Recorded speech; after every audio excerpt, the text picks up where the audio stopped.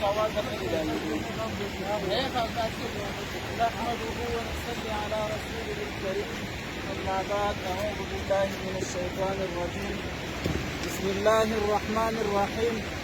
ولا تحسبن الذين قتلوا في سبيل الله أموات بل أحياء عند ربهم يرزقون. صدق الله العظيم. اللهم صل على محمد وعلى آل محمد كما صليت على إبراهيم وعلى آل إبراهيم إنك حميد مجيد. عزتمندو،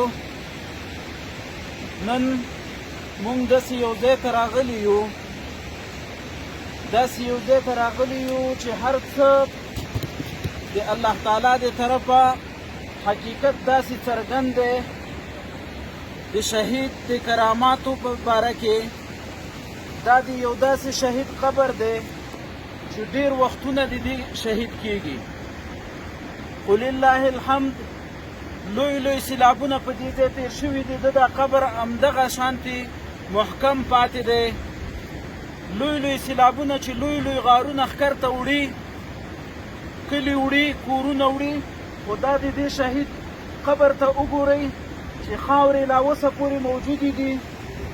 او په دغه ځای کې دا خوړ داسې تنګ دی چې اوبو ټوله رو په همدغې باندې دی، خو د دې هغه خاورو ته اوبه سیلابونه یو شی ضرر نشي رسولی.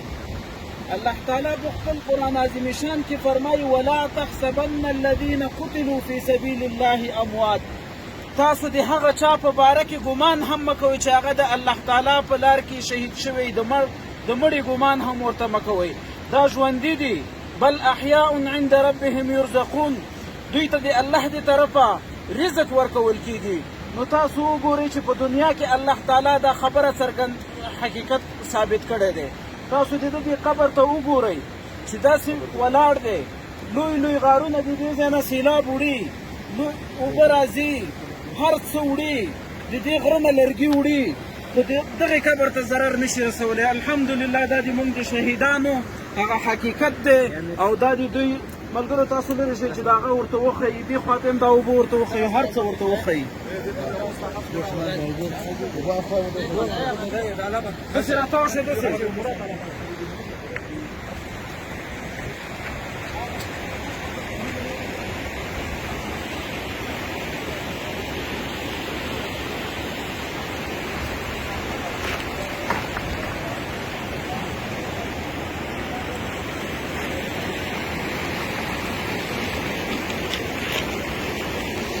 آبادی لا بمرا ولا